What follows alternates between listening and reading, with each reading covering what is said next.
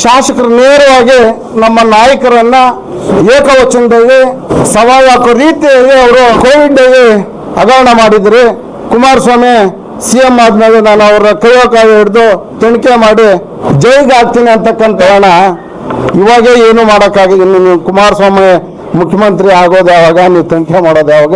16 ಜನಕ್ಕೆ ಟಿಕೆಟ್ ಕೊಡ್ತಕ್ಕಂಥ ಶಕ್ತಿ ಅವ್ರಿಗಿದೆ.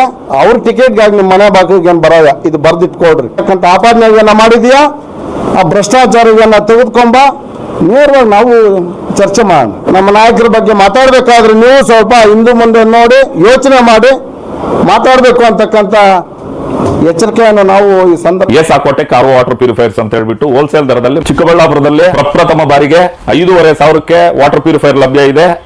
5,500 ಇಲ್ಲಿ ನಮ್ಮ ಅಂಗಡಿಯಲ್ಲಿ RO UV UF TDS ಖಾಲಿ 5,500ಕ್ಕೆ ಬರುತ್ತೆ ನಮ್ಮ ಅಂಗಡಿಯಲ್ಲಿ. ಬನ್ನಿ. ನಮ್ಮ ಲೊಕೇಶನ್ ಬಂದು ಸಾಕೋಟೆಕ್ ಕೆನರಾ ಬ್ಯಾಂಕ್ ಆಪೋಸಿಟ್ ಅಲ್ಲಿ ಆಂಬೂರ್ ದಮ್ ಬಿರಿಯಾನಿ ಪಕ್ಕದ ರೋಡ್ ಅಲ್ಲಿ 2ನೇ ಅಂಗಡಿ ಬರುತ್ತೆ. ಏನ್ ರೈತರು ಸುಮಾರು ಒಂದು 30 ದಿನದಿಂದ ಹಗಲು ರಾತ್ರಿ ಧರಣಿಯನ್ನ ಮಾಡ್ತಾ ಇದ್ದಾರೆ.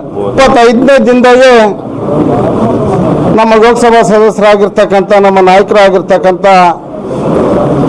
ಸುಧಾಕರನ್ ಅವರು ಭೇಟಿಯನ್ನು ಕೊಟ್ಟು ರೈತರ ಕಷ್ಟ ಸುಖಗಳನ್ನು ವಿಚಾರಿಸಿ ನಾನು ನಿಮ್ಮ ಜೊತೆ ಇರ್ತೀನಿ ಅಂತಕ್ಕಂಥ ಮಾತನ್ನು ಕೊಟ್ಟರು.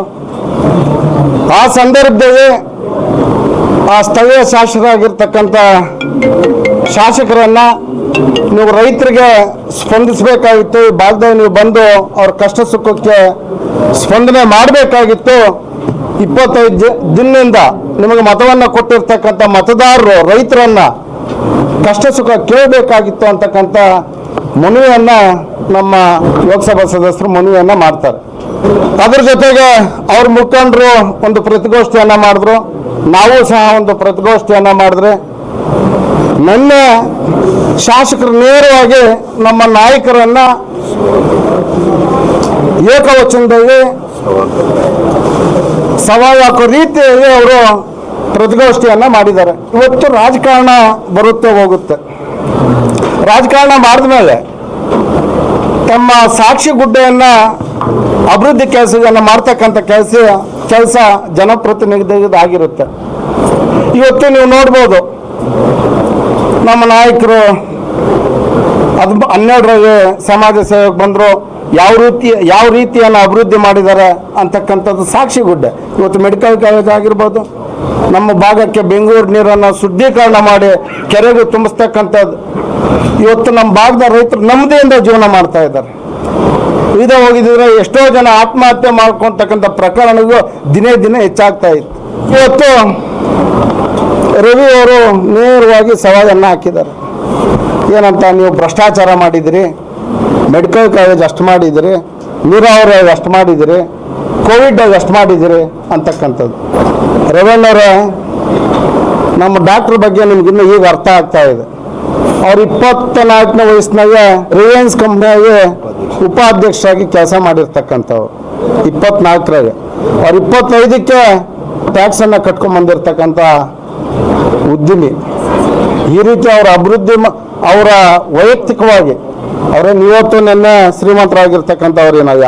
ನೀವು ಹೇಳಿದ್ರಿ ಕೋವಿಡ್ ಹಗರಣ ಮಾಡಿದ್ರಿ, ಕುಮಾರಸ್ವಾಮಿ ಸಿಎಂ ಆದ್ಮೇಲೆ ನಾನು ಅವರ ಕೈಯೋಕಾಯ ಹಿಡಿದು ತನಿಖೆ ಮಾಡಿ ಜೈಲಿಗೆ ಹಾಕ್ತೀನಿ ಅಂತಕ್ಕಂಥ ಮಾತನ್ನ ಹೇಳಿದ್ರು. ನೇರವಾಗಿ ಇವತ್ತು ಕಾಂಗ್ರೆಸ್ನವರು ಇವತ್ತು ಸಿಎಂ ಆಗಿರ್ಬೋದು, ಅನೇಕ ಮಂತ್ರಿ ಹಿರಿಯ ನಾಯಕರು ತನಿಖೆ ಮಾಡಿಸ್ತೀವಿ, ಅದು ಮಾಡಿಸ್ತೀವಿ, ಇದು ಮಾಡಿಸ್ತೀವಿ ಅಂತಕ್ಕಂಥ ಭಾಷಣಗಳನ್ನ ಮಾಡಿದ್ರು. ಅದೇ ರೀತಿ ಸರ್ಕಾರ ಬಂತು, ಒಬ್ಬ ನ್ಯಾಯಾಧೀಶರನ್ನ ನೇಮಕ ಮಾಡಿದ್ರಿ ಎನ್ಕ್ವೈರಿ ಮಾಡೋದಕ್ಕಾಗಿ. ಎನ್ಕ್ವೈರಿ ಮಾಡಿದ್ರು. ನಮ್ಮ ಡಾಕ್ಟ್ರದ್ದು ಒಂದು ಕಡೆನೂ ಅವ್ರದ್ದೊಂದು ಹೆಸರು ಬರಲಿಲ್ಲ, ಈ ರೀತಿ ಹಗರಣ ಮಾಡಿದ್ದಾರೆ ಅಂತಕ್ಕಂಥದ್ದು. ನಮ್ಮ ಡಾಕ್ಟ್ರೇ ಪ್ರತಿಗೋಷ್ಠಿಯನ್ನು ಮಾಡಿ ಸುಮಾರು 4-5 ಸಾರಿ ಮುಖ್ಯಮಂತ್ರಿಗೆ ನೇರವಾಗಿ ಸವಾಲನ್ನು ಹಾಕಿದ್ರು. ನಾನು ಹಗರಣ ಇದ್ರೆ ತೆಗೀರಿ ಅಂತಕ್ಕಂಥ ನೇರವಾದಂಥ ಸವಾಲು ಹಾಕಿದ್ರು. 3 ವರ್ಷ ಆಗಿದೆ. ಎಷ್ಟು ವರ್ಷ? 3 ವರ್ಷ ಆಗಿದೆ. ಏನಾದರೂ ಮಾಡಿದರೆ ಬರಬೇಕಾಗಿತ್ತಾಗ. ಸರ್ಕಾರ ಕಣ್ಮುಚ್ಕೊಂಡು ಕೂತಿದ್ಯಾ? ಈ ರೀತಿ ರವಾಣ ಇವಾಗೇ ಏನು ಮಾಡೋಕ್ಕಾಗಿದೆ. ನೀವು ಕುಮಾರಸ್ವಾಮಿ ಮುಖ್ಯಮಂತ್ರಿ ಆಗೋದು ಯಾವಾಗ, ನೀವು ತನಿಖೆ ಮಾಡೋದು ಯಾವಾಗ? ಈಗ ನೀವು ಶಾಸಕರು ವಿಧಾನಸೌಧ ಕೂತು ಸ್ಟ್ರೈಕ್ ಮಾಡಿ ನಿಮ್ಮ ಶಕ್ತಿ ಇದ್ದರೆ ಇವಾಗೆ ತನಿಖೆ ಮಾಡಿಸಿ. ಆವಾಗ ಯಾಕೆ ಇನ್ನೂ 3 ವರ್ಷ, ಇನ್ನೂ 2 ವರ್ಷ ನಿಮ್ಗೆ ಕಾಯೋ ಅವಕಾಶ ಇದೆ. ಅಯ್ಯ ಸ್ವಾಮಿ, ನಿಮಗೆ ಮತ ಕೊಟ್ಟಿರ್ತಕ್ಕಂಥ ರೈತರು ಸುಮಾರು 1115 ಜನ ರೈತರು ಇವತ್ತು ಡಿನೋಟಿಫಿಕೇಶನ್ ಆಗಿದೆ. 815 ಜನ ರೈತರು ನಮ್ಮ ಭೂಮಿಯನ್ನು ಕೊಡಬೇಡಿ, ನಾವು ಜೀವನ ಮಾಡೋದಕ್ಕೆ ಜಾಗ ಇದೆ ಅಂತಕ್ಕಂಥ ಮನವಿಯನ್ನು ಮಾಡ್ತಾರೆ. ಏನು ಮಾಡ್ತಾ ಇದ್ರಿ ನೀವು? ಜಮಕೋಟೆ ಎಂಥ ಫಲವತ್ತಾದಂಥ ಭೂಮಿ ರೈತರಿಗೆ ವ್ಯವಸಾಯ ಮಾಡೋದಕ್ಕಾಗಿ, ಸರ್ಕಾರಿ ಜಮೀನು, ಈಗ ಬರಡು ಪ್ರದೇಶನೋ ಇಂಥ ಕಡೆ ಇದ್ರೆ ಹೋಗಿ ನೀವು ಕಾರ್ಖಾನೆಗಳನ್ನು ತೆಗೀರಿ, ನಮ್ಮದೇನು ಅಭ್ಯಂತರ ಇಲ್ಲ. ರೈತರ ಜಮೀನುಗಳನ್ನು ತೆಗೆದು ಕಾರ್ಖಾನೆಗೆ ಮಾಡೋದಕ್ಕೆ ರೈತರನ್ನು ಹಾಳು ಮಾಡೋ ಕೆಲಸ ಮಾಡೋಕ್ಕೆ ಹೋಗಬೇಡಿ. ದಿನ ಆದರೂ ಬಂದು ನೀವು ಆ ಧರಣಿಯಲ್ಲಿ ಭಾಗವಹಿಸಿದ್ದೀರಾ, ಅವ್ರ ಕಷ್ಟ ಸುಖ ವಿಚಾರಿಸಿದ್ದೀರಾ?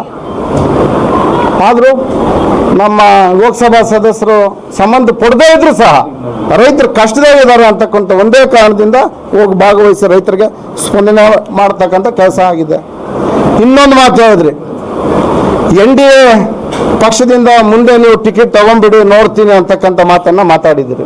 2013ರಲ್ಲಿ ಸಾಮಾನ್ಯ ಕಾರ್ಯಕರ್ತರು ತಮ್ಮೆಲ್ಲರಿಗೂ ಗೊತ್ತಿದೆ, ಅವತ್ತು ಕಾಂಗ್ರೆಸ್ ಪಕ್ಷದ ವೀರಪ್ಪ ಮೊಯ್ಲಿಯವರು ಕೇಂದ್ರದ ಮಂತ್ರಿಗೂ ಯಾವ ರೀತಿ ಇತ್ತು ಪೈಪೋಟಿ ಅಂತಕ್ಕಂಥ ನಮ್ಮ ಮಾಧ್ಯಮ ಸ್ನೇಹಿತರಿಗೆ ಗೊತ್ತಿದೆ. 13ರಲ್ಲೇ ಟಿಕೆಟ್ ತಂದಿದ್ದಾರೆ. ಯಾವತ್ತು ನಾವು ಗೆಲ್ಲಬೇಕಂತ ಹೋಗ್ತೀವಿ, ಒಂದೊಂದು ಸಾರಿ ಸೋಲ್ಬೇಕಾಗುತ್ತೆ.